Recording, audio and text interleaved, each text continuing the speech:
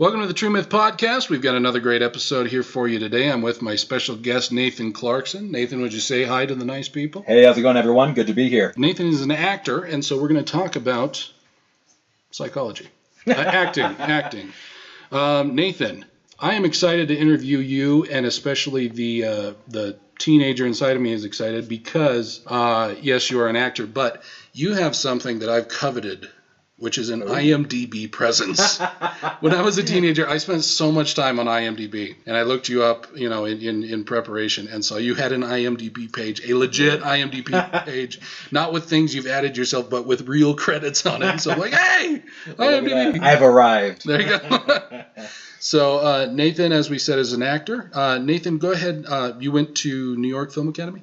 I did, yeah. When I was 19, I was looking at my future, and I decided that I've always loved stories, and I wanted to be a part of them. And as a kid, I played pretend literally nonstop until pretty much high school, so I decided I didn't want to stop, and I wanted to go into the world of getting paid to play pretend, which is acting. So as Ian McKellen tells us exactly. That acting is nothing but pretending. Yeah. But it really is, and I said I didn't want to stop. So I guess I'm just really just a kid at heart who wants to pretend to be a doctor, a sword fighter, a knight, or a cowboy, and I can call it a profession, but it's a lot of fun. But yeah, so I went at 19. I was like, man, I'm going to New York, and I'm going to do this thing. So I studied acting up there for a year. Right. Yeah. Well, I think it's a cool thing about acting that when you play a doctor or when you play all these professions that may not get a spotlight, you bring a spotlight to noble things that may not otherwise feel noble. You get to shine a light on some of the more even what people consider normal parts of life that really are beautiful and life-changing. Right, absolutely. Bits of life. Well, absolutely. the To Kill a Mockingbird,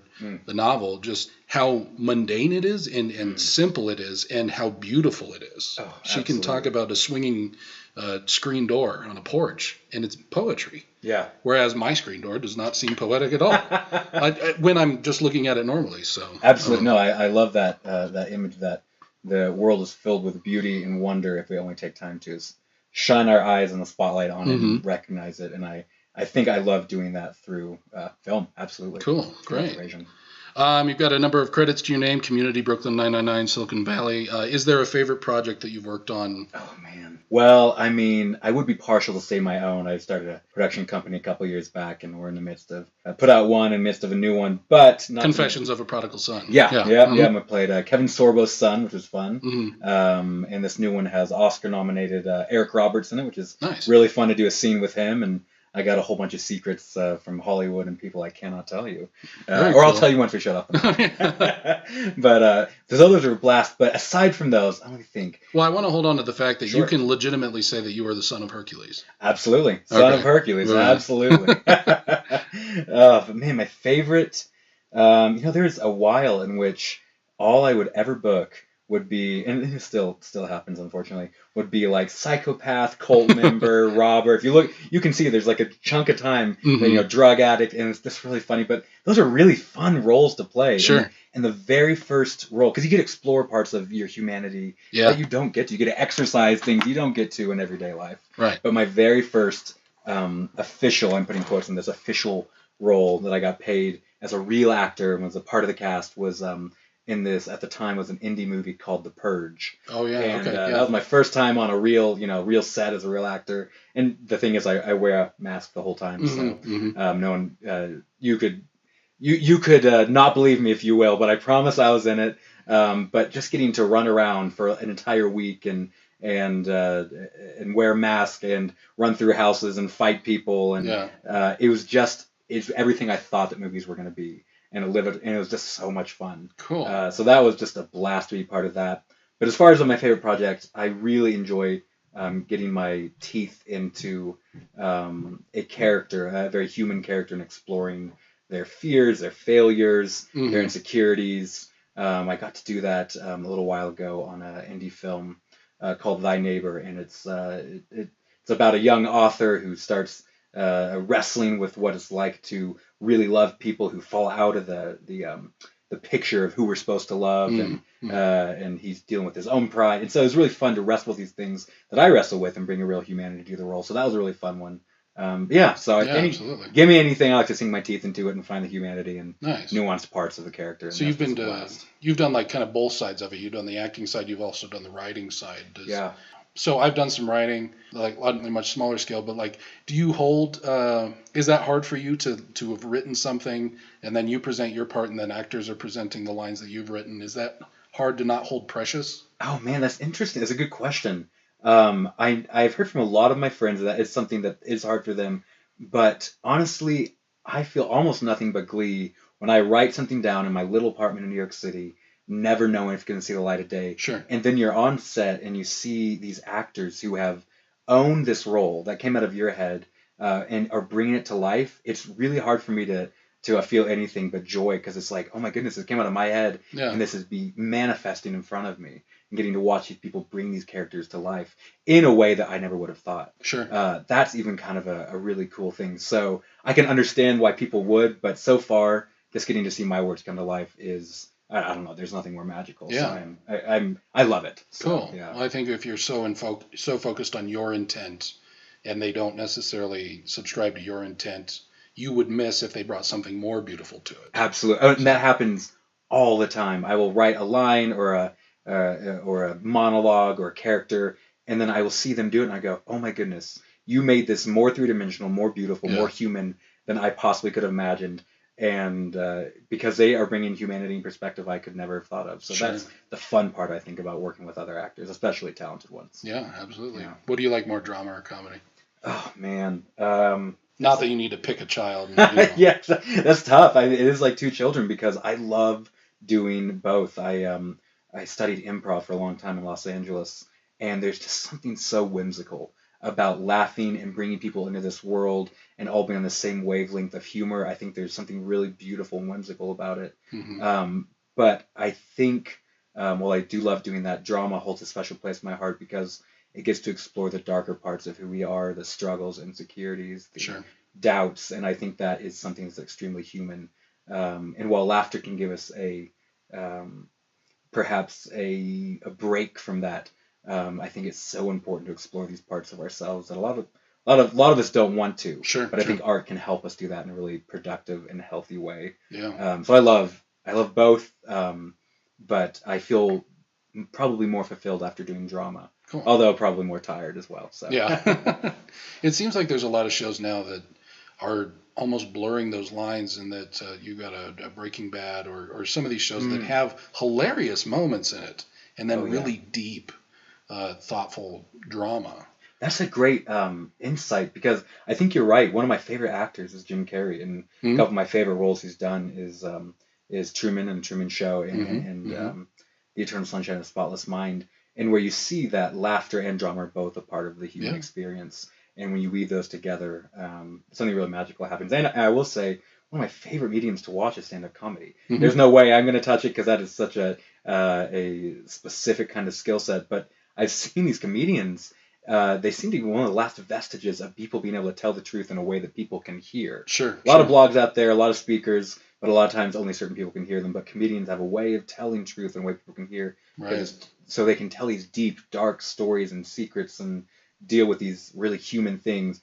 But at the end of it, you get a laugh, so you're more able to approach it and touch it. So I think you're right. Comedy and drama can be seamlessly melded. And I love when that happens. So. Lewis kind of talks about the fiction being a way to get truths past the watchful dragons that would keep it from getting in otherwise. I wonder if a laugh is similar to that. Absolutely. A laughter opens up a portion of the heart and makes it vulnerable to something where you're laughing your head off, and there's a part of you that's kind of weeping because of the truth that's being, kind of brought in. Well, I've always wondered why it was. I read something interesting recently. I can't remember exactly, so don't quote me on this, but... well, we are recording you, so... so I guess you will quote You will quote yourself, I suppose. I will gladly say that I was wrong if I am. But it said that among artists, the highest rate of suicide is among comedians, which blows my mind. Yeah. They're the ones who laugh. They're the ones who... You would think that would be among, I don't know, maybe sculptors or something, or musicians who write sad songs, but no, it's among comedians. Yeah. And I have to wonder if that's because their entire job is to look at life through an honest filter and find the joy. And I think that can be a really tiring thing. But yeah, I totally agree. I think laughter as well as myth and story and fairy tale can reveal truths better than just a textbook can. Sure. I think, what does Lewis say? He said, someday you'll be old enough to read children's books again. Oh, Yeah. I love it. Mm-hmm. Well, you talked about Jim Carrey, and Robin Williams was another one who did a fantastic job in blending humor and serious drama. And, we lost him a couple of years ago. I think that for some comedians, it is troublesome when you make a career out of being funny, and then you want to contribute something else, some other part of you. But what's wanted and what's accepted is your funny side. No, go fall down. Yeah. Or go do something to make us laugh. Yeah. We don't want to hear your thoughts about this or that. And I imagine that's pretty frustrating as well. I can imagine it would be. And harder to break through. I think that would be really tough. But interestingly enough, I think some of my favorite dramatic roles, like you mentioned, Robin Williams, have come from people who are traditionally thought as comedic actors, which is really interesting to me. I don't know why, but I look back and I go, wow, they really nailed this. They really nailed the human experience, even though they're just considered comedians. Right. So I don't know why that is, but I totally agree. Authors like Chesterton and Lewis and so forth, who have this kind of imagination where they can play in fairy tales and things like that, and then talk very seriously about theology, and not seriously in dour senses, but there's some sort of enrichment that comes to the heart of a creative person when they're able to have whimsy and seriousness kind of holding them together. Yeah, I totally agree. It's kind of it's analogous to our heart and emotions mixed with our mind. Both are needed to live as fully human. Yeah. But when we separate them, we become less human. Right. And I think there's probably inclination for each of us to go maybe one way or the other. I can fall too much in my mind and too much what's logical, what's real, and forget that you need to have the heart and the mind be working in conjunction together to be fully human. And it's a mystery how it does, but I think you need them both, so I think you're absolutely right. Yeah. So do you consider acting more of a technical set of skills, or is it something more mysterious than that? Like, is it something that can be taught, or is it something that you either have it or you don't, and it can be awoken within you, but if you don't have it, then it's just not going to work? That's a good question. There's this huge debate among actors, and I think I have to approach this realizing that everyone's created differently. We're all a different set of wires. We're all human, experience the same thing. We all come to truth or knowledge or understanding different ways. So I would never say that one way is not the way, but for me, the way I see it is acting is simply imitating life. When you are acting, you're acting as you're crying, you're laughing, you're going through relationships or conversations. These are things we do all day. You're going to go home to your family and you're going to have a conversation with your wife, and I'm going to go to my family and I'm going to play with my dog, and I'm going to talk to my sister or brother.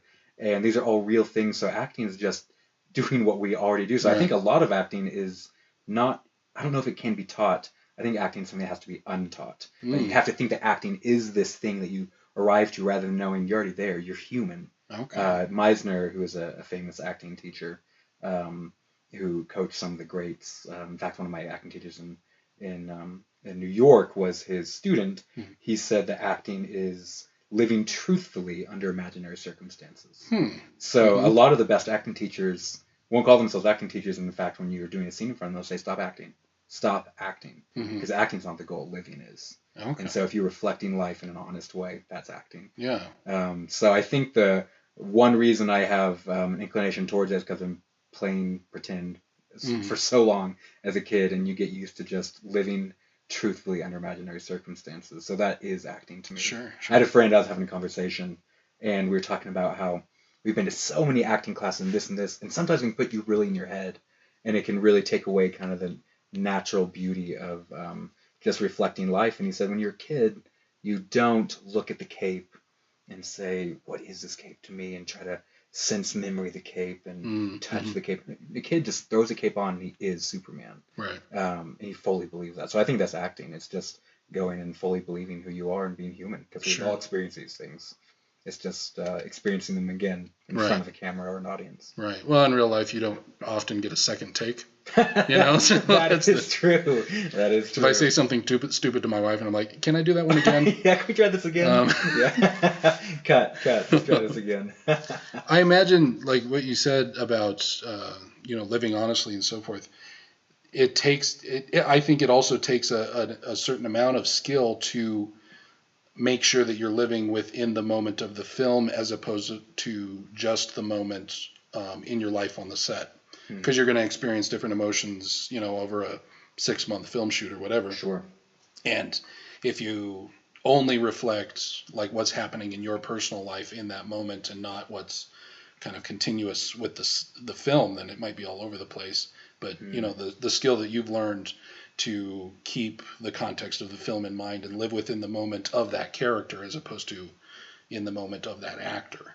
Absolutely. Yeah. And that probably is the hardest part, is learning how to, even though we've all experienced sadness, if you have a sad scene and you're having a really good day, to tap into that sadness and to remember what that's like and to pull that back and go, oh, I know what this is like to be sad. Right. But it is kind of a weird feeling when you go and the director says action and you start down this path of emotion, and sometimes you really get lost and you forget you're acting, right. And you and your partner are in the scene are fully realizing the scene together, and it feels very authentic, and that's a really magical thing that can happen. Mm-hmm. Yeah, but that's absolutely true. That is something you have to do. Is curiosity a prerequisite to be an actor, or maybe not a prerequisite, but it's certainly helpful? I think so. And I'm not going to say that for everybody, but I think curiosity is probably one of the beginning parts of most artistic expressions. Mm-hmm. What would this look like? What would this feel like? What would this be? What if this happened? I think curiosity is a foundation of imagination, and imagination is the kind of the source of a lot of artistic expression. Mm-hmm. And so I'd say absolutely curiosity is not fun. Sometimes it leads you down paths you don't want to go. Sure. You ask questions consistently. I find myself staying up at night. And luckily, I'm in good company with a lot of other artists. Mm-hmm. But I think curiosity definitely helps if you want to go into any artistic endeavor, right. Because it will push you further and take you further than just accepting things the way they are. Sure. Never could. If I just kind of look introspectively in myself, I'm probably only going to go through doors that have been opened before. But if I look out, something might inspire a door to open. Absolutely. That wouldn't have if I just kind of... And I think curiosity is a really humble thing to do. Yeah. Because it's acknowledging that the source of truth and all truth you can't know, that there is more out there. There's more knowledge. There's more perspective. There's more truth. And to find it, you have to go out of yourself. So that's a great picture of going out of yourself. Yeah. Absolutely. And God can weave his truth through anything externally to draw you closer to him or give you an awareness of what's going on. So yeah, and that's something I keep on coming back to, is people talk about Christian art or non-Christian art. I'm like, and what I've come to is that God has created the entire earth. He's created all of matter, all of nature. He's created an abstract set of morality. So everything is woven with God. Mm-hmm. And so if we are searching the world and looking into his creation and morality, we are searching him, essentially. Right. So you cannot get away from searching for God, really, if you're curious. If he's the source of truth, beauty, and goodness. And everything. If you find that elsewhere, it's from him. Yes, not just because it had a little dove logo at the bottom of the... Oh, don't get me started. Yeah. So, do you have to be comfortable with failure to be an actor? Oh, yeah. I know that sounds cliche, but absolutely. Not only failure, like in the sense of, oh, that take wasn't very good, but like you're constantly going in for job interviews. Oh my gosh. Week after week after week sometimes. I've been to hundreds, maybe thousands of auditions. And, the first few, you get to LA and you're like, man, I'm hot stuff. And you think you're going to book the first one. Mm-hmm. 25 later, you're like, well, I haven't booked any of the auditions. So you eventually have to go, wasn't right. Doesn't happen, and it'll happen. So I think it's not even being comfortable with it, just ignoring it.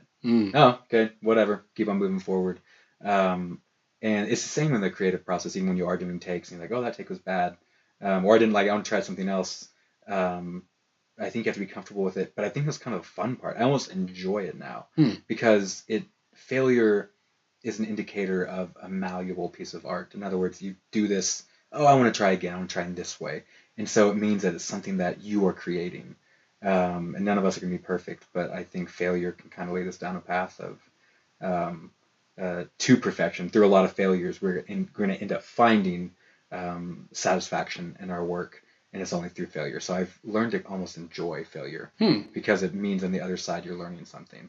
You're That- coming to a conclusion you hadn't before. Yeah, that seems to be like listening to Stephen Colbert. He'll intentionally put Love himself into awkward situations, even though personally he hates awkward situations. He'll find that way to delight himself in Absolutely. embarrassing himself. Absolutely. When I was doing improv in LA, improv is this, it's a long form improv, which basically means you have to fill up 30 to 45 minutes of a show completely improvised. Mm. And what you're doing to make a good show, you have to invite people into the world, you have to invite people, really make them believe there's 4 people on stage with no props, or you're inviting people into this story. And there's so much failure, but some of the biggest laughs, some of the best shows I've ever been to are the ones where they fail the hardest. Mm. Because you're all failing together and you're all seeing this come together, and it's just part of the piece, it's part of Right. the work that's being made. And you're not allowed to bail. You're the yes and Absolutely. aspect of improv. Absolutely, you got it. Yeah, you can't bail. It's something you have to keep on going. That's a great point. Mm. And it goes for a larger life point too. Don't bail. Just keep on yes and Right. and with all the failures, those failures that look so ugly right in the moment will turn into something beautiful and become a part of the piece of your Sure. life. If you keep on going, if Right. you yes and it. Well, and even embracing the failures of others that influence you. Absolutely, I mean, yeah. You may have the perfect line on a character, and then somebody brings in something hanky. You have to yes and it, Absolutely. and embrace whatever they bring to it. And it's like that in family. It's like that in friendship. Whatever. Yeah, I thought yes and was such a beautiful motto for life. Hmm. But no, that's great that you talk about the other people failing too, and how you can help each other in your failures. Mhm. Yes and forward. It's always moving forward, taking whatever you have done, not denying it, not ignoring it, but taking it and moving forward, and you can turn that into something great. Sure. You spoke of Jim Carrey. Did you see Yes Man? Oh yeah. He just basically had to say yes for Yes. an extended period of time. Oh man, I don't know if I could do that. Yeah. The motivational speaker at the end, he's like, I wasn't saying to say yes to like everything. So he's in a hospital bed and like a body cast or man. whatever. But Made for a good movie though. yeah, Yeah. it was fun. All right, so how should an actor define success then? How should an actor define success? If failure is such an integral part of it, a constant part of it, and so many, I think young people, you look at American Idol or whatever, aspiring to,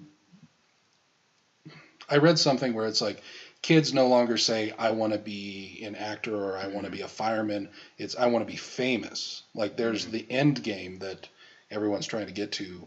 Absolutely. So, what should an actor aspire to as far as success? Yeah. What should that mean to them? It's the interesting thing. We live in a very interesting culture that puts a lot of prestige into attention, Mhm. into monetary gain, and none of these things are inherently bad. Right. And I would be lying to myself and whoever's listening if I said I hadn't want those or don't want those. Sure. But I have to remind myself what I'm really doing and why I'm doing it is because I love stories. Yeah. And I get fulfillment out of getting to live into characters. I get fulfillment into getting to be a part of different stories. And so I would say success for any actor or artist is finding joy in the process of what you're doing, not necessarily the outcome. Yeah. There are plenty of movies that are made you'll never hear of that are beautiful and that were a blessing to the people who got to be a part of them. Sure. And yeah, it's tough because when you live in LA, everything is means to an end, which means you're going to waste your time not enjoying where you are because you're always looking for what is this going to do for me eventually, Sure. rather than enjoying the moments you get to do what you love. I think it's learning to not want to be an actor or a celebrity, but learning to love to tell stories. Not wanting to be a singer, but learning to love making music. Sure. Not wanting to be a writer, and I'm putting these in quotes, you know what I mean? But learning to love to weave words together. Yeah. And so I think at the end of the day, for me, of course I want these things. I want to be famous. I want to be rich. I'll say right out. But Well, this podcast will get you there. At least close. Yeah. But I think at the end of the day, was it Eric Liddell who said, they said, why do you run? You're a Christian. You could go out there and be a missionary or a doctor. And he said, because when I run, I feel God's pleasure. Yeah. And when I am acting and pretending and being a part of stories, I feel God's pleasure. Yeah. And that's what I have to remind myself. That's why I'm doing it. Right. So I used to pray that I would, be bigger or more famous or have bigger audience. And now I just pray that I get to be a part of stories that are beautiful. Yeah, yeah. So, yeah. I think the language that we use to talk about films is like, oh, this was a flop. Hmm. Well, why was it a flop? It didn't make a certain projected amount of money. Yeah. You know, but what you were talking about, it was a worthy story that was told, that was maybe marketed poorly, or didn't find its audience, or whatever. That does not change the inherent value of this experience for the people involved, or the people that saw it, or whatever. Absolutely. But just the way that, you know, Well, people talk about it. It's interesting when you look at Jesus' life and his ministry. Oftentimes, He didn't make a lot of money. You know, I heard he didn't make tons of money. Yeah. Yeah, I heard. I mean, from all accounts, his life would have been a flop at least. Right. You know, but you see over and over again his disciples going, "What are you doing, wasting time with this weird person or this leper?" Or the story that sticks out in my mind is a woman who just touched his robe, and he was in the middle of a crowd, Right. and he turns around and focuses all of his attention on this one woman. Yeah. He wasn't worried about getting the most likes and attention. Right. He focused on one woman. So if your piece of art touches or reaches one person and changes their life, it has been a success. Absolutely. Yeah. I was so focused on impact. I mean, Jesus should have probably read a couple ministry books. If, Yeah, he could have read some self-help. Yeah. Yeah. Would have helped him out. Right. I love that image of somebody handing Jesus a book. Hey, maybe you could. Yeah, this might help you out. Yeah. Yeah. Check it out. 5 loaves, the fishing thing, that was a hit. But, you know. Yeah, we got to keep this going. Nothing against Tony monetize Robbins, it. by the way. I'm sure he's a Right. great guy. So Dave Chappelle's dad, kind of talking about what it means to be or success as an actor. Dave Chappelle's dad was kind of talking to him about, okay, you want to go the stand-up comedy route. You might not do well. And he says, well, Dad, you're a teacher. If I can make a teacher's salary doing stand-up comedy, I will consider that. Wow. You know. And his dad said, I think he's done about that. Yeah. Yeah, a little bit. And so his dad said, if you can keep that attitude, then fine, you know, do it. But name your price. If it ever gets too expensive, name your price. Wow.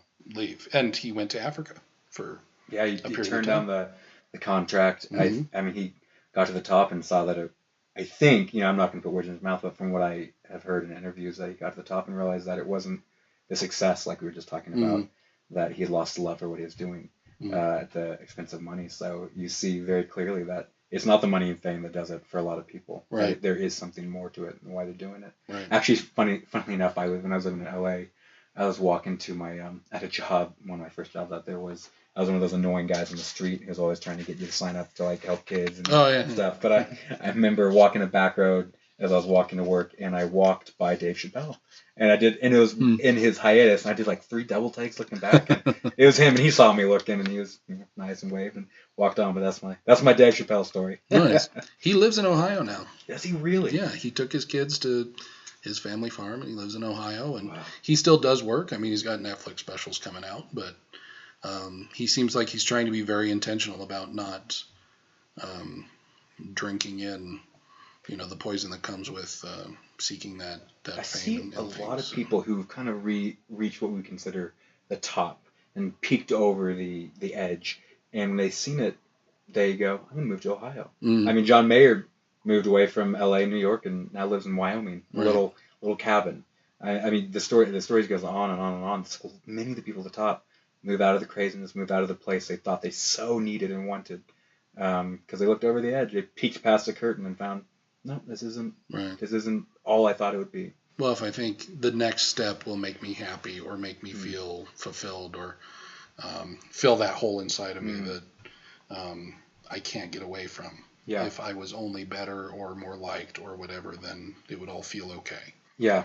And I think what we think is that eventually we'll get to the point where we do. And I think if you take a good hard look at the people at the top, very few, if any, I don't think really humans ever totally find that, no matter what they find. Right. Which would go back to Lewis' quote about the God-shaped hole. You know, there's something that if my heart longs for something, I can't remember the quote. I'm sure you can say better than me. Beyond this earth, then it's only reasonable that that's the only thing that can fulfill it. So Right. Yeah. that's Absolutely. terrible. He's not around, so he's not gonna he's not gonna put in the comment That's section true. that you misquoted him. I got a scolding in heaven waiting for me. So let's talk a little bit about Confessions of a Prodigal Son. How did that process come about? Yeah, I'd been in LA for a few years, and I found some mild success. If you go look at my iMDb, you will see all my bread and butter was like the one line here, there, Mhm. the barista, here's your tea, sir, or Yeah. the waiter, the water, or Hmm. the guy waving. But I But the wanted. psychopathic waiter. 'Cause Yeah, exactly. Yeah, and you're the junkie you pass by on the Right. street. But which I loved, and I was so blessed to get to be a part of. But I wanted the whole reason I went to LA is because I wanted to be a part of stories Yeah. in a large way. So I wanted to be a part of stories, I guess, a little more meaningful, Hmm. a meaningful way. And the way at that time to do that was to God kind of put on my heart to write my own story. And being a very young 20-something kid, I had no idea what to write. I'd never written a script before. And so I kind of was looking for inspiration, and God put on my heart the story of the prodigal son, which Mm. is, as I looked around in LA, I realized I was living in a city of prodigals. And I Yeah. realized that this story, and I think everyone is a prodigal in one way or the other. I certainly Mm-hmm. was. So it's a story that's very dear to my heart. And so I felt like it was a story that's more relevant today than it ever has been. Sure. So I wanted to tell it in a way that might connect with my generation, or me, even when I have been in my running parts of life. So I sat down, I wrote my very first script, which is a modern retelling of the prodigal son. Hmm. And it is filled with mistakes and inconsistencies, but I am so proud that I did it. Yeah. And I had been lucky enough to meet a lot of great artists and cinematographers and directors who were all looking to be part of something meaningful too. And so I had a few people friends, who caught the vision and said, "Let's make this happen." Hmm. And so, with a few friends and a couple pennies, in about 10 days, we made it happen, and got a movie together. Didn't know if it'd ever see the light of day, and somehow or another it got picked up by a major distributor, ended up on Hmm. Netflix, and Hmm. selling all over the country. And this is, if you see it, I'm so proud and love it, but it's not perfect. It's definitely made by a kid who just wants to do something. It has flaws, but its heart, it has something genuine I think people can connect to. That can connect to the story of the prodigal son. And so it was really cool to see me in my little apartment living with 5 guys in North Hollywood, writing a script on my old Macintosh computer, come to life and be used, and touch people, and with a story that God originally told. Yeah. So that's kind of where it came out of, and then what helped a lot as well was Hercules, Kevin Sorbo stepping on. Sure. He saved the day again.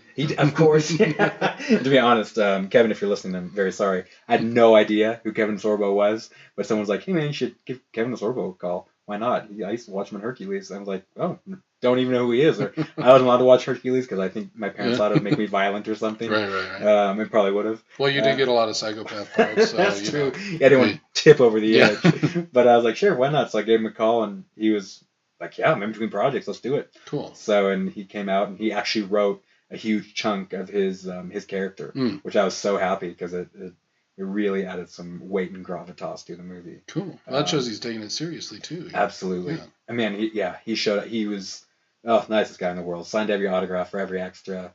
Just hung out with everybody, talked, Nice. and was just a pro when we started filming. So it was a lot of fun.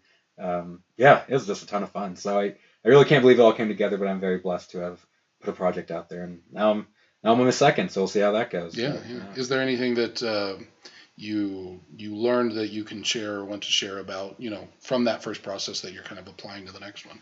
Yeah, I think it's learning not to be scared to delve into and explore more human matters. I think there's sometimes a fear. Mm-hmm. Oh, this might be too much or be too hard, or I want to keep it lighthearted. But I think that from what I've heard from people who have connected with the first film is that they connected to some of the darker parts, because in the darker shadows of life is when we can see God's light more clearly. And so I think this time around, I'm trying not to worry as much or be scared about exploring some of these harder parts of humanity that we all face, no matter how much we pretend like they don't exist, and exploring it in a beautiful and artistic way that will hopefully connect to people even more. So, is there a sense with if an artist is doing something that's identifiably Christian in nature, to kind of lean sentimental or lean kind of, I don't want to say vanilla, I don't want to be insulting, but No, you can be insulting. No. Some of it I don't mean deserves that at all. But to kind of diminish the hardness and to play up the sentimentality. Absolutely. Unfortunately, I feel like, interestingly enough, I submitted my first film, Confessions, to a few festivals, and I remember hearing back from a Christian festival, and he said the film is just too much. It's not family friendly because it has a prodigal who deals with girls and drinking and what a prodigal would typically go through. The Bible is not terribly family friendly. It's not. That's what I wanted to say. Unfortunately, he's very nice. It was nothing vindictive or mean. Yeah, sure. But it was interesting to me that the Bible, God's myth, God's word, his stories, has become synonymous with family friendly. Has become synonymous with safe or protected, or just happy. And that's not life. Right. It's not my life, and I highly doubt it's yours or anyone who's listening. Right. That there are beautiful parts of life, but those are contrasted by the darker parts of life. Right. And unless you explore those, you're not going to bring anyone to an honest faith or understanding of God. And so, so I think there is a tendency to want to anesthetize and protect and keep things light.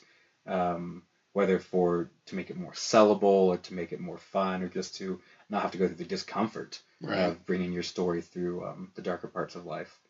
But I think that when we do that, we unfortunately can sometimes take the power that it could have out of our stories. And that's not to say there isn't a place for just good, lighthearted fun. Sure. As a father, I'm very grateful for things that I can watch with my kids. Absolutely. But if they're not honest, hey, this guy loved Jesus and scored the touchdown. That's not what I want my son to hear, even though there was no bad words in it. Yeah. That's interesting. Also not necessarily helpful. That good art in Christian world, not all Christian, but some Christian, has become synonymous with as long as there's no cleavage or bad words, it's good art. Right. Yeah, and I'm like, I don't know about that. It's funny. We were watching What's in the Bible with Phil Vischer, and I respect him and his journey, and I'm not casting dispersion on him at all. Big VeggieTales fan over here. But we have some experience with doing stuff for a larger market Christian audience when we worked with a company that was doing VBS. Sure. And we got some flack for some of our stuff. And so I'm watching Phil Vischer's thing, and he's talking about the wrath of God and genocide and things like that. And he's talking about these in a kid way so that they can understand, but he's not hiding them. And then he gets to a part of the story where one of the characters drinks.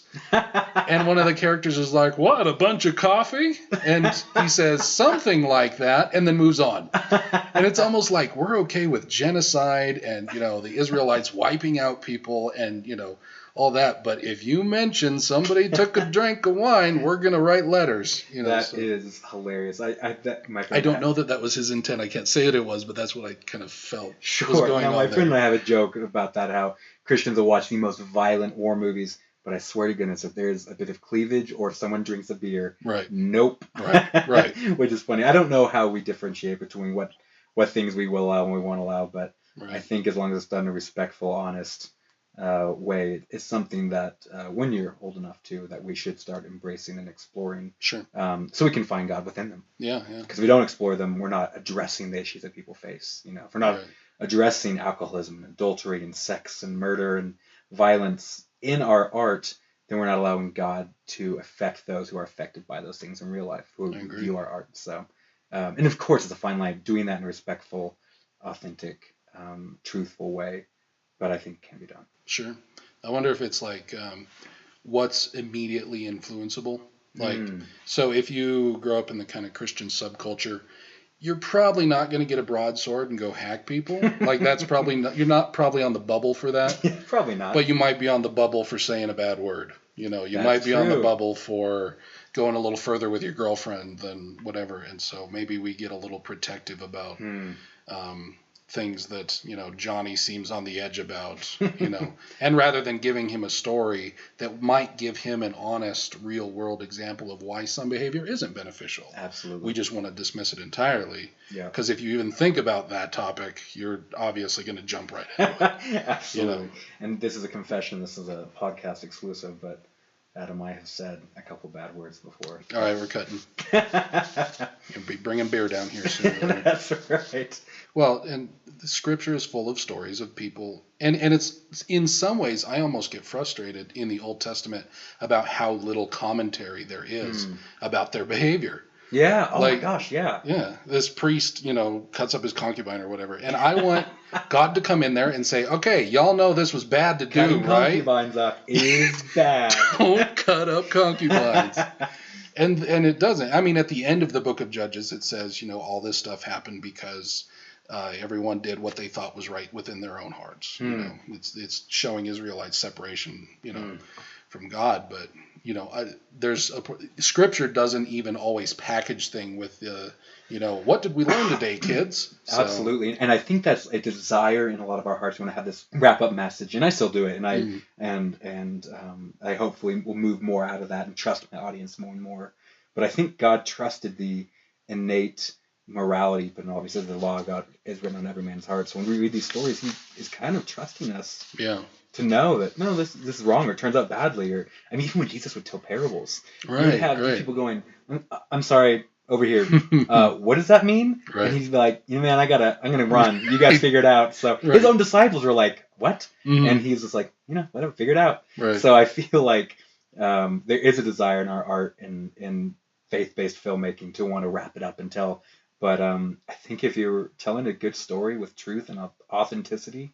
The truth is there to find. You just might have to wrestle for it a little bit. It's such a pleasure when you chew on a piece of art for a while and you're like, okay, there's something here. I don't know what it is. And then you come back to it and it draws you in somehow over and over and over again. And you keep on finding your mind. Just watched The Tree of Life for the first time, and I'm doing it right now. I still fully haven't, not even beginning, wrapped my head around everything. Yeah. I'm coming back. Yeah. And I'm going, what does that mean? How does that connect with this? And I think good art does that. And I'm so glad he didn't tell me, because it's stayed with me because he didn't. That movie shook me for a couple of days. Oh, man. Absolutely. I felt that way with the book Silence. I haven't seen the movie yet. Haven't seen the movie either. And that kind of in contrast to the more simplistic, easily packaged Christian art. I mean, I was so grateful at the end of that book. The journey was so hard, and you didn't know where it was going to end. I didn't know where it was going to end, and it was so difficult. And then to have the journey earned, I guess. The journey of faith can be hard, and it's not earned when you say a prayer and score a touchdown. I should apologize to Christian film movies that feature football, but I don't mean to make up straw men or anything. Not offending anyone over here. So. Oh man, that's a great insight. It's amazing how an hour-long piece of art or 100 pages can stick with you for years, decades. I mean, there are books I read 5 years ago that come to my mind and haunt me in a beautiful way. Yeah. And it's amazing that art has that power.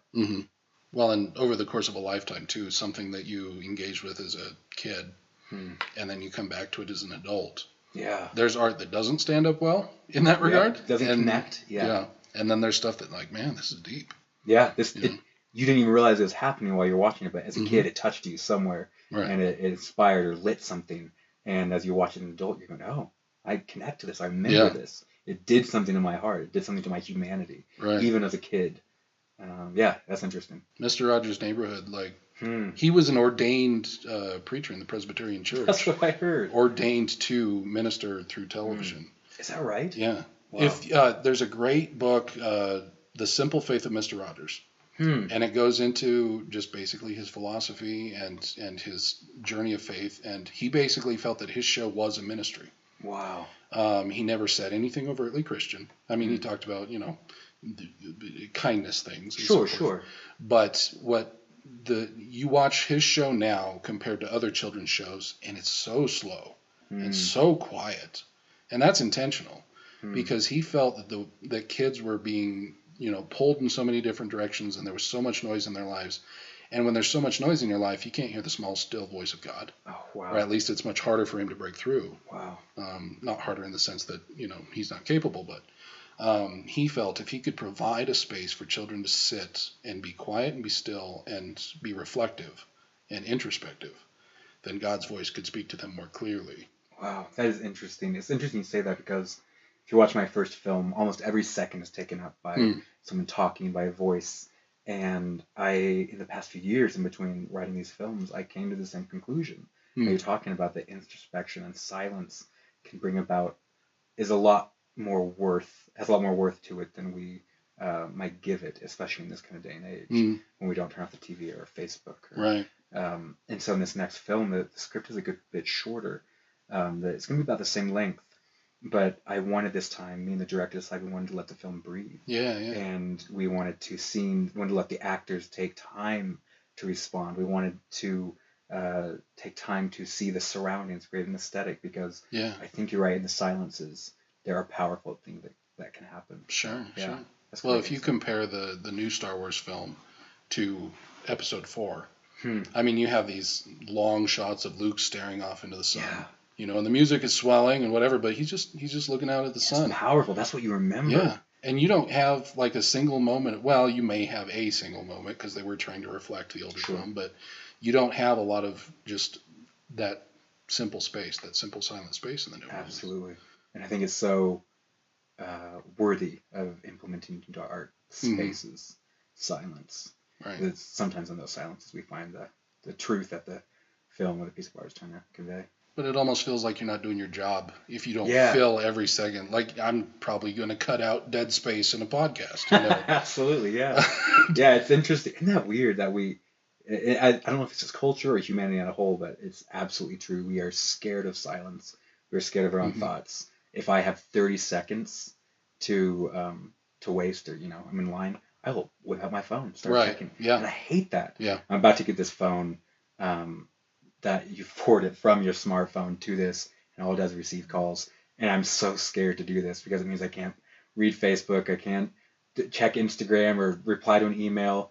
But I think I want to live in those silences. Yeah. That I want to see my art more too. So right. I'm scared, but we'll see how it goes. Right. Well, you talk about Louis C.K. Or no, you talk about stand-up comics. No, I love Louis C.K. Yeah, that's who I was referring to earlier. Yeah. Nice. He does this bit about he's driving down the freeway and a song comes on and it just breaks his heart. And he wants to take out his phone and be distracted and not embrace the whatever sadness he's feeling. He decides, no, I'm not going to do that. And he pulls to the side of the road and he just weeps, because of whatever the song's just drudging up out of him. And he goes through that. And then on the other side of that, he talks about how he's so grateful that he did that. It's so much of a more rich experience than he describes it in a very crass way, but which I won't do here. But, just pulling out your phone and distracting yourself from those moments. And to have a comedian on a show that's going out to millions of people, probably on their smartphones in some ways, say silence is good, embracing the uncomfortable is good, don't always reach for the distraction that makes you feel for a second better, but in the end might leave you more hollow.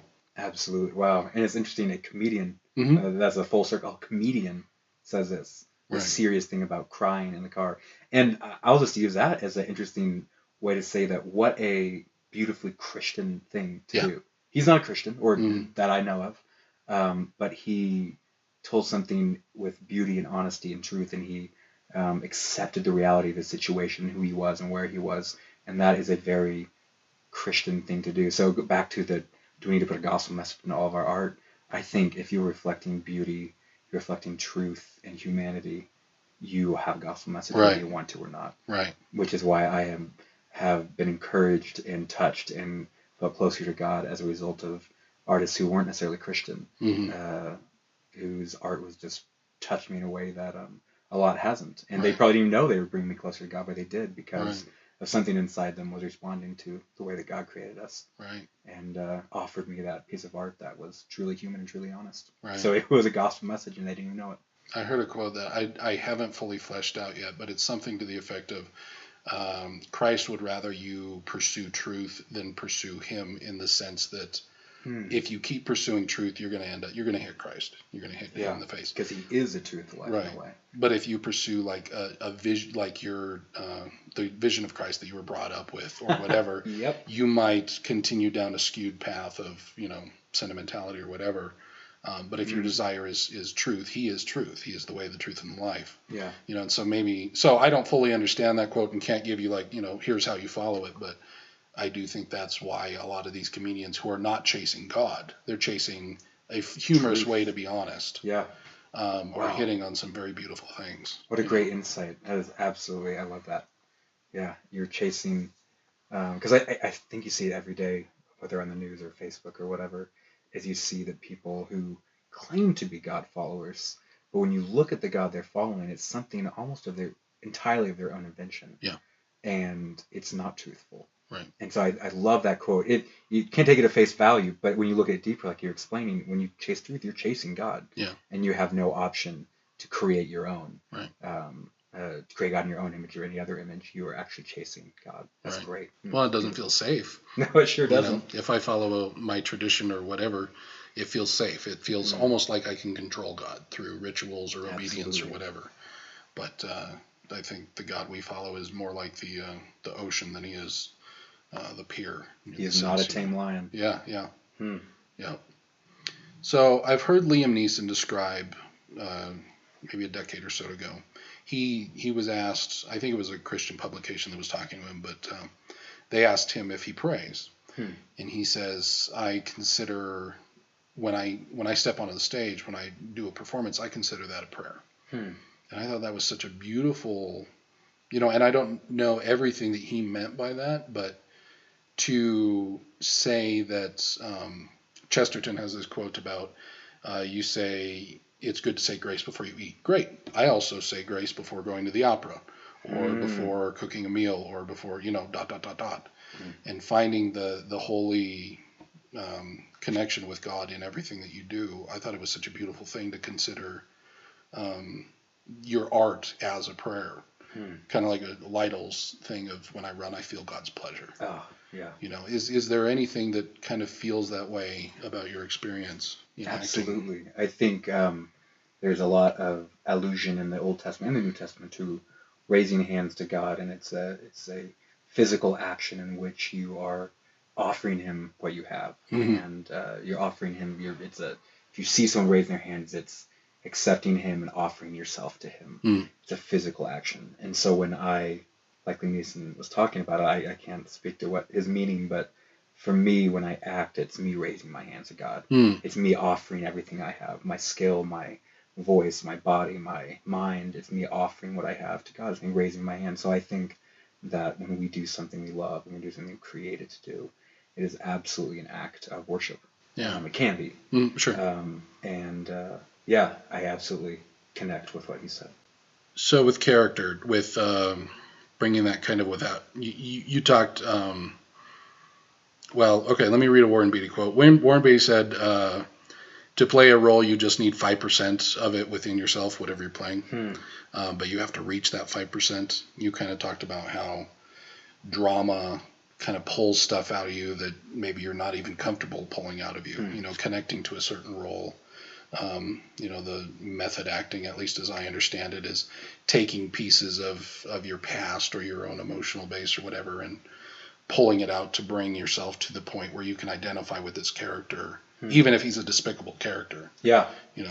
Because we all have those, whether we want to admit it or not, the most despicable character you've ever seen in a movie, you can't understand him / her. Right. There is something in all of us. There's a darkness, and while he may have released his darkness, given himself over to it, we can understand because we're human. We have that inside of us. So Anthony Hopkins, 5% of him would want to eat somebody's brain.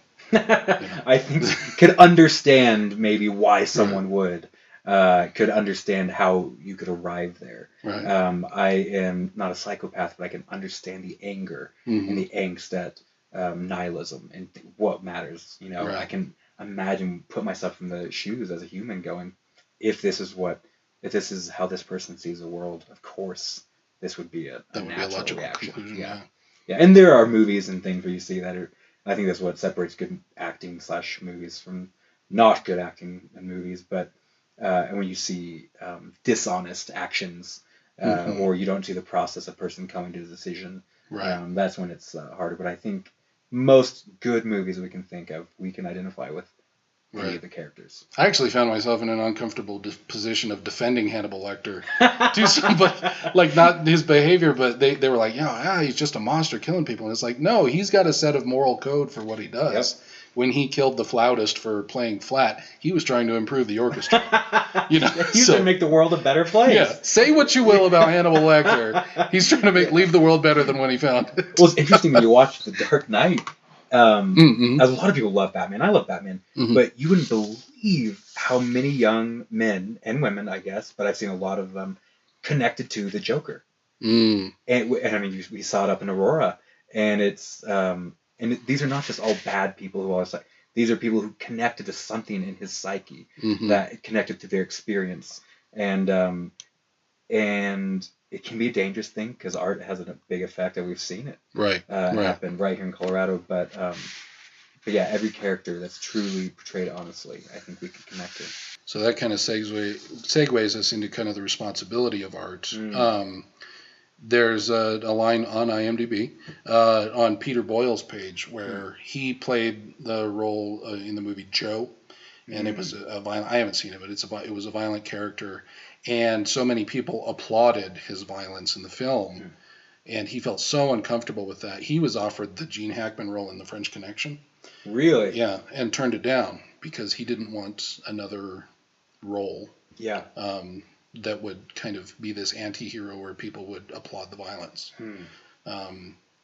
Jim Carrey did a very violent film around the time of Sandy Hook.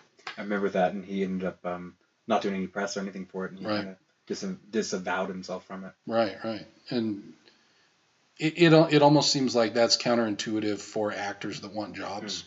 Yeah. It is. Yeah.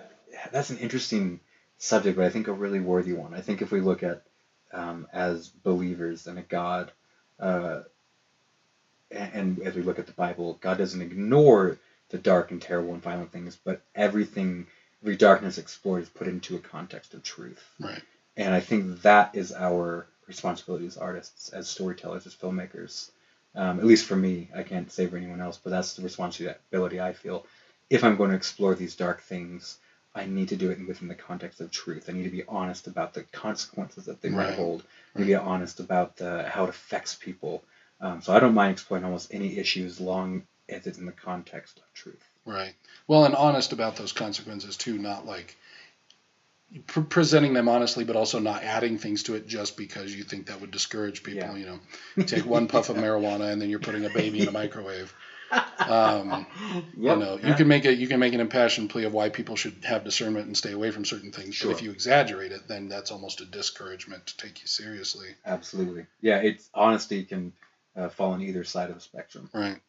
So with that, there's a phrase, prescriptive versus descriptive, that I've found helpful. It's like if there's a movie or some kind of project where I'm invited to participate that has something that I wouldn't want to do myself or whatever, if it's being descriptive, like this is what the character is doing, then that's a different thing than being prescriptive, as in we're making this character to be the cool character who people will want to emulate.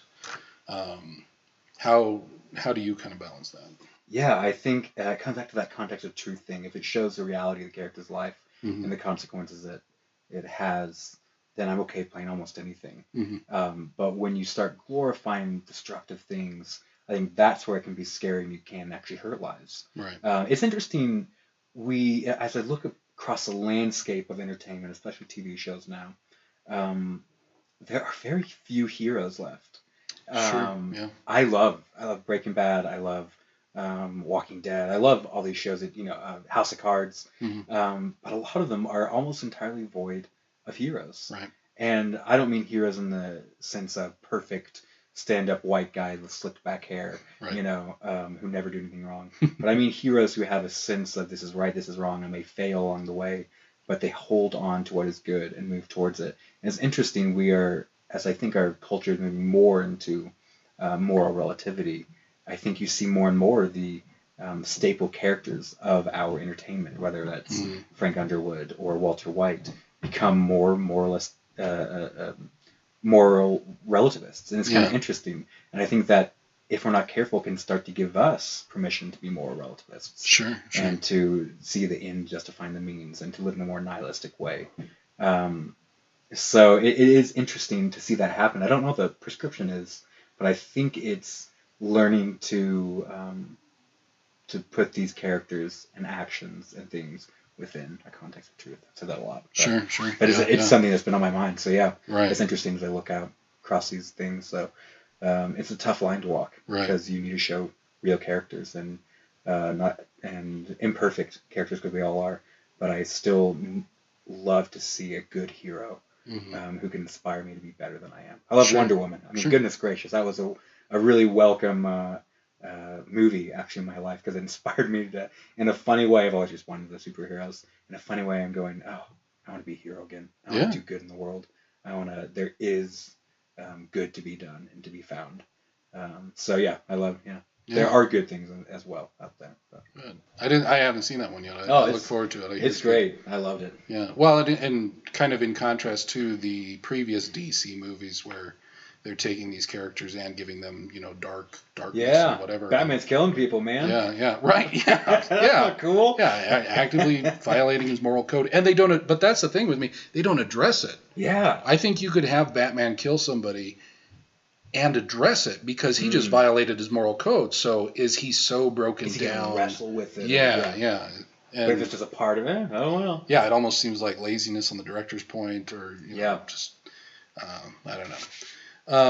Daredevil is a great answer to that. I don't know if you've seen it. The TV show so or Netflix show. Yeah. It's one of the central themes is this Daredevil who is actually a Catholic, and he goes and talks to his priest, and he says it's okay to take a life, even if it's for good, and he wrestles with this. Yeah. And you'll have to see the show to conclusion, but I love seeing heroes wrestle with things. So you're exactly right. We blow past them and don't talk about them. It's not that it happened, but it's that we're not talking about it or focusing or asking the question. Right. But because no one's perfect. But yeah, that's great insight. Yeah. Right. So there's a part of me that is still that young teenage boy thinking, oh, I just want to act. I just want to, I want to do it. I want to do it. Yeah. Well, so Les Mis. I think I've loved every incarnation of it. Be it I saw one of the last shows on Broadway. Did you? I did, yeah, before it closed. I was very lucky. It's Man. one of my favorite stories of all time. I saw a high school production of Les Mis, and it brought me to tears.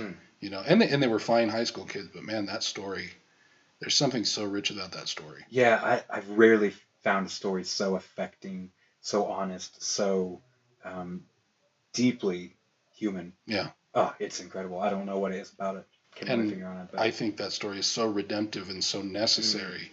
And yet there's a part of me that would almost feel uncomfortable participating in its production because of the content within it. Yeah. And I'm not saying that I should stick to that or anything, but what would you say to a young Christian artist out there who's looking to tell these stories, but who's probably going to be, and maybe even should, participate in telling stories that do have some of these darker things that we were talking about? Yeah.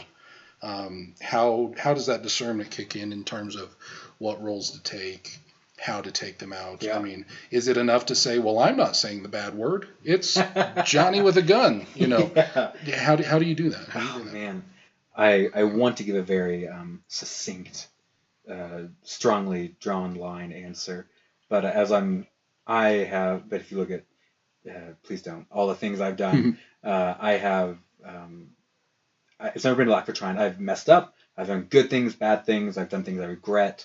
And so still a journey for me in trying to figure that out. Sure. But I think it's a case by case with art, because art is always going to be so different and portrayed in such different ways. I don't think you need to be scared of portraying dark things, real things, human things.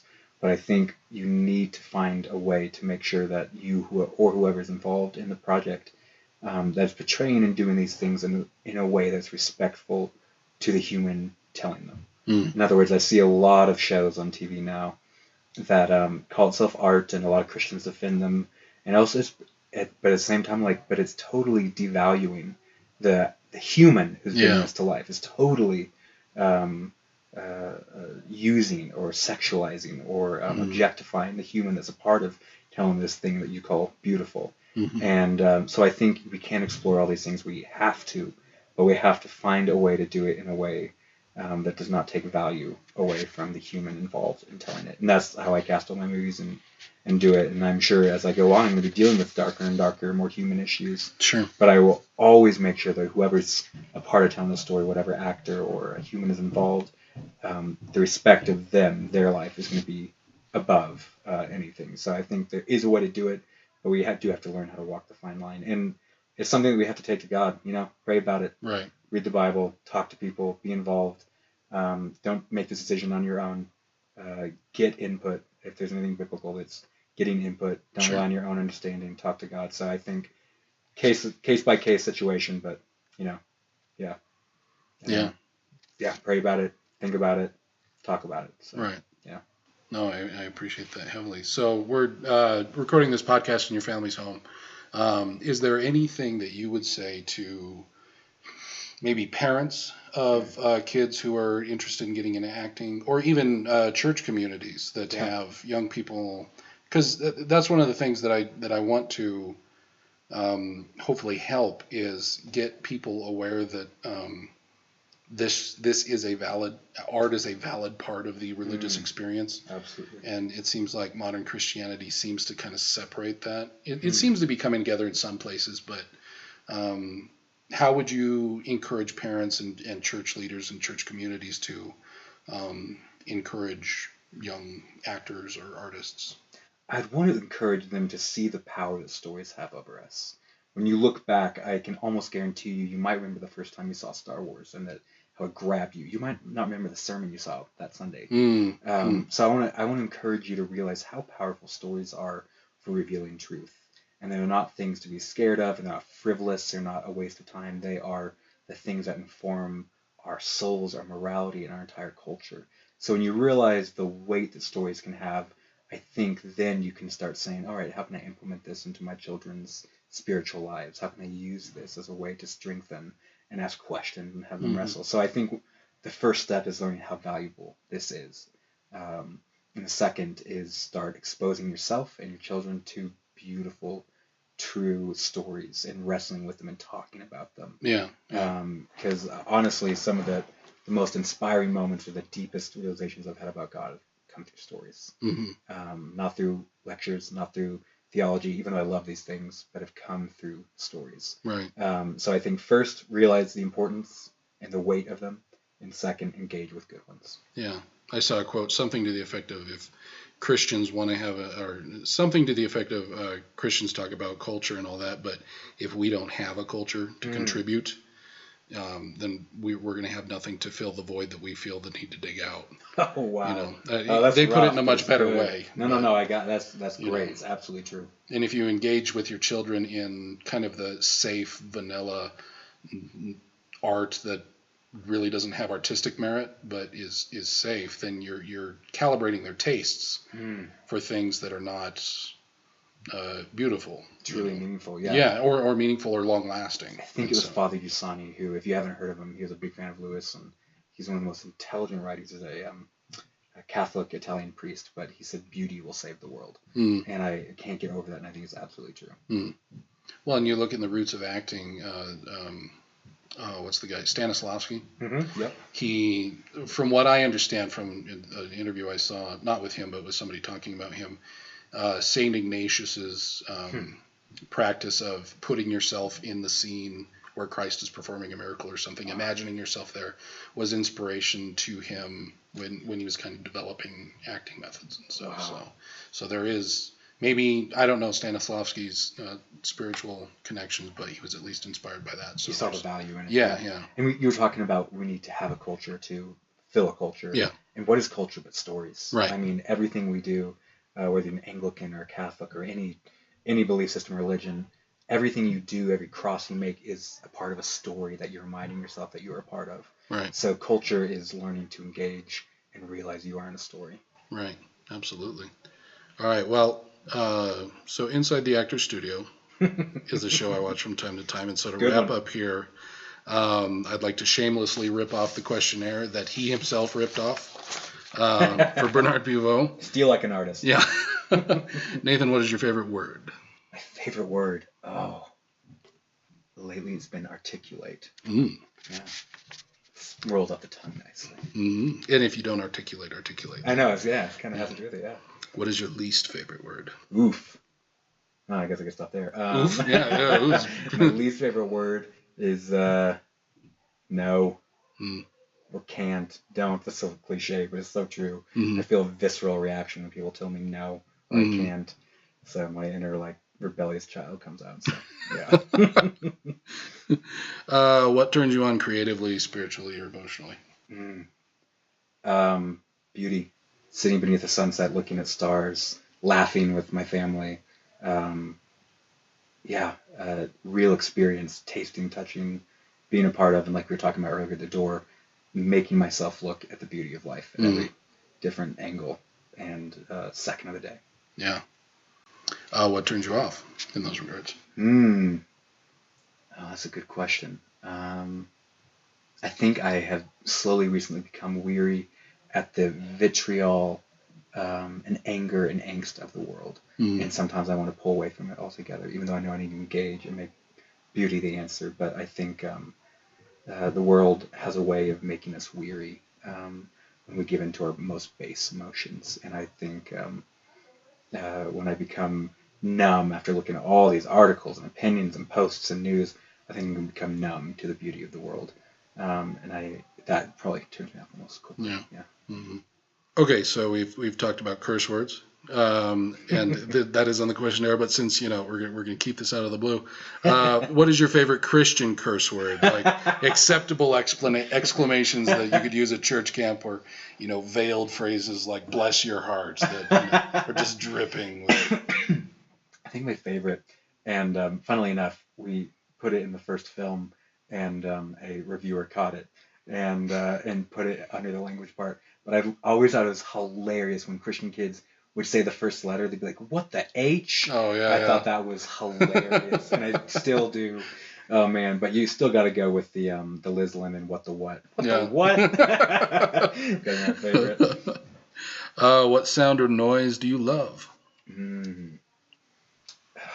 That's a good one. Wind. Wind. I think it's such a beautiful, I was going to say metaphor, but it's a reality for God and his invisible but incredibly real presence. Yeah. And every time I feel it or hear it, it just reminds me of his reality. What noise do you hate? Noise do I hate? I hate a lot of noises. Oh, man. What do I hate? Let me think about this. That's a tough one. I don't know, probably like a fly when I'm trying to go to bed. There's a fly in my room right now. It's been there for like a week, and I'm just about sick of it. But that's the one off the top of my head, yeah. So. When Jim Carrey was asked that question, he had James Lipton close his eyes. He walked around right next to his ear and just screamed, an annoying scream right in his ear. No, did he really? Yeah, if you look up his interview. That's hilarious. Let's see. What profession other than your own would you like to attempt? I always thought if I wasn't an actor or artist, writer, whatever, anything in creative fields, I think being a lawyer or being a scientist, and a cosmological scientist looking to the unknown, or a theoretical physicist trying to come up with answers to these unanswerable questions, exploring the unknown. I think it would be such an interesting, rewarding, both frustrating and rewarding field, and a lot of people who are in it I respect highly and influence my art even. So yeah. Do you get to scratch that itch a little when you play different parts? Yeah, sometimes you kind of do the unknown, but I haven't played a theoretical physicist, but I sure would like to. If there's any casting directors out there, sure would like to play a theoretical physicist. So please. I'm sure there's a Bible parable that you could modernize. Yeah, that's right. Theoretical physics. What profession would you not like to do? Accountant. Easy. Okay. I'm bad at math, man. Yeah. Never been good at math, and I'm not good at sitting still. So that combined solidifies what I would not be good at, and that's being an accountant. You're not going to see a lot of accounting firms set up like Google or Pixar where they've got scooters and paper airplane time or anything. All right, so we both probably believe that there's a heaven in some form, that it exists. So beyond some form or another, I don't. Yeah. Beyond well done, good and faithful servant, what would you like to hear God say when you arrive at the pearly gates? Oh man, I think I'd love to hear him say, "Let's hang out and just talk," because that has been the most shaping thing in my life. Is when I get to do things like this with you, and sit in the hot tub with my high school friends and talk about God, or sit around the table with my family.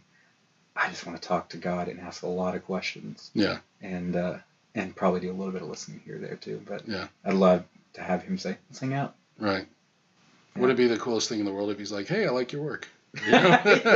What? I'm sorry, what? No, you don't. Come on. Nathan Clarkson, thank you so much for being on this. Hey, thanks so much, man. It's been great. Appreciate it, man. All right, thank you for tuning in, and we'll see you guys next time.